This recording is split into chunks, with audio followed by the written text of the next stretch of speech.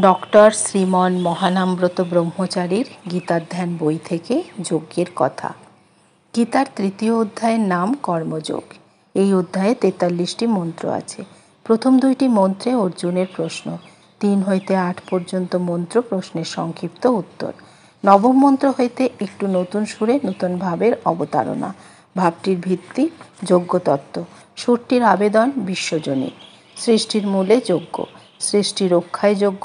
এইভাবে যজ্ঞের অপরিহার্যতা স্থাপন করিয়া গীতার বক্তা সমস্ত কর্মকে যজ্ঞের দিকে টানিয়া লইয়া চলিলেন। ১৭ হইতে ২৪ শ্লোক পর্যন্ত যাহাদের কর্ম যজ্ঞময় তাহাদের কথা বলিলেন। তাহারা হইলেন জনকাদির মতো আত্মতৃপ্ত, জ্ঞানী ও ভগবান স্বয়ং। ইহাদের কর্ম যজ্ঞে পরিণত হইয়া লোকসংগ্রহ নামে ব্যাপক সামাজিক রূপ লইয়াছে। পক্ষান্তরে যাহারা কেবল লোক সংঘট্ট বাড়ায় তাহারা অজ্ঞান। তাহাদের সঙ্গে জ্ঞানীর পার্থক্যের কথা ২৫ হইতে ২৯ মন্ত্র পর্যন্ত কহিয়াছেন। অতঃপর ৩০ হইতে ৩৫ মন্ত্র পর্যন্ত শ্রী ভগবানের সর্বকর্ম সমর্পণের দ্বারা কর্মযোগের পূর্ণতা ও তৎপথের সন্ধান দিয়াছেন। ৩৬ শ্লোকে অর্জুন প্রশ্ন তুলিয়াছেন, অনিচ্ছা সত্ত্বেও পাপে প্রযুক্ত হই কেন? ভগবান উত্তরে রজতম ২টি শত্রু স্কন্ধে দোষ চাপাইয়া তাহাদিগকে বধ করিবার বিধান দিয়াছেন। এই রূপে অধ্যায় শেষ হইয়াছে। এই গেল অধ্যায়ের বিশ্লেষণ ও সারসংক্ষেপ। এর পরেও কিঞ্চিৎ বিশদ আলোচনা। অর্জুনের প্রশ্ন ও তাহার উত্তর লইয়া অনেক কথা বলা হইয়াছে ও আরও হইবে। বর্তমানে যজ্ঞ ও লোকসংগ্রহ এই নূতন কথা দুটি লইয়া ধ্যান করা কর্তব্য। জ্ঞান ও কর্ম এই দুইয়ের সমাধান লইয়া যত উদ্বেগ। মনে হয় এই দুইয়ের সমন্বয় হইতে পারে না।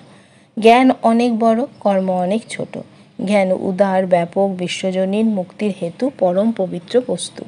পক্ষান্তরে কর্ম ক্ষুদ্র, সংকীর্ণ, ব্যক্তিগত বন্ধনের হেতু, অতএব নিতান্ত হেয় বস্তু। এইরূপ ধারণার বশবর্তী হইয়া জ্ঞানীরা কর্মকে কাছে ঘেঁষিতে না দিয়া অপাংতেয় করিয়া রাখিয়াছেন, আর ভগবান হেয় কর্মকে উপাদেয় করিয়া মহাসাধন ভূমিতে উন্নীত করিয়াছেন।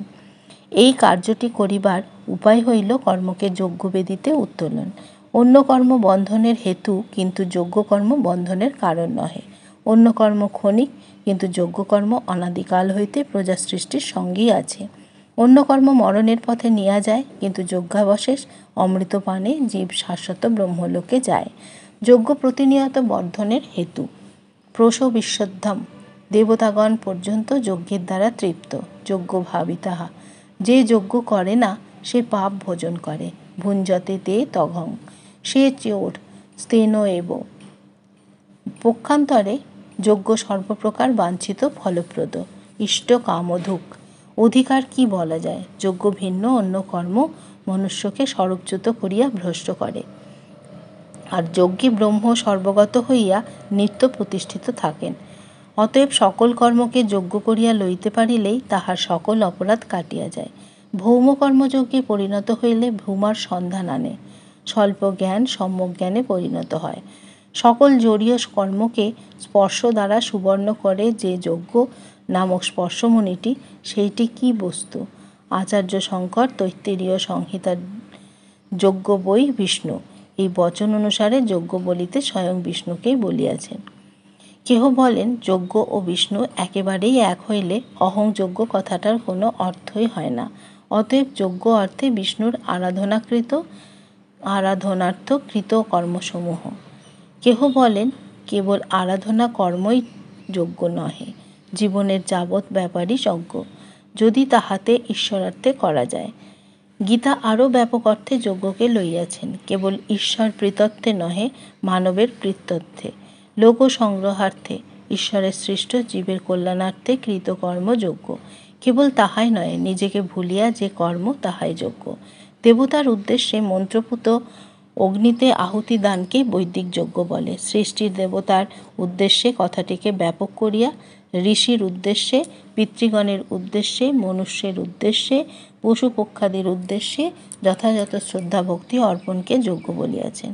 কাহার উদ্দেশ্যে অর্পণ করিতে হইবে, কেবল সেদিকে অভিনিবেশ না দিয়া কি বস্তু অর্পণ করিতে হইবে সেই দিকেও দৃষ্টি আকর্ষণ করিয়া গীতাকার বলিতে চাহেন, অগ্নিতে ঘৃত দিলেই যজ্ঞ হয় না, ব্রহ্মরূপ মহাগ্নিতে ব্রহ্মাগ্নৌ আত্মরূপ হবির উৎসর্গীকরণই প্রকৃষ্ট যজ্ঞ। যে কর্মে ক্ষুদ্র আমিত্বটা আহুতিরূপে সমর্পিত হইয়াছে তাহাই যজ্ঞ।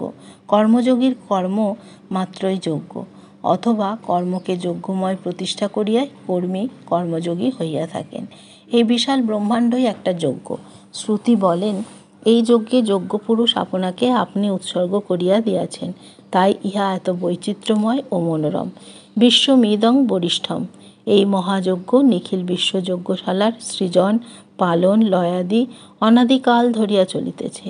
শ্বাস প্রশ্বাস হইতে আরম্ভ করিয়া নিবিড় ব্রহ্মানুভূতি পর্যন্ত যাবৎ কর্ম এই যজ্ঞেই আহুতি পড়িতেছে। ব্রহ্মৈব তেন গন্তব্যম। এই যজ্ঞভূমিতে স্থিত হইয়া ওই যজ্ঞানলে মানুষ যখন আপন আপন ক্ষুদ্র ক্ষুদ্রতর কর্ম সকল আহুতি দিতে শেখে, তখনই তাহার কর্ম যজ্ঞে পরিণত হয়। তখনই তাহার পক্ষে যজ্ঞাচরত কর্ম সমগ্রং প্রবিলীয়তে বাক্য সার্থক হইয়া থাকে। চতুর্থ অধ্যায়ে দ্রব্যযজ্ঞ, তপযজ্ঞ, স্বাধ্যায়যজ্ঞ, জ্ঞানযজ্ঞ ইত্যাদি বহুবিধ যজ্ঞের কথা বলিয়াছেন, কিন্তু শেষ পর্যন্ত জ্ঞানযজ্ঞকে সর্বোপরি স্থান দিয়াছেন। ব্রহ্মাগ্নিতে জীবাত্মাকে হোম করায় এই জ্ঞানযজ্ঞ। কর্মযোগীর কর্ম আসিয়া যজ্ঞে পরিণত হইল।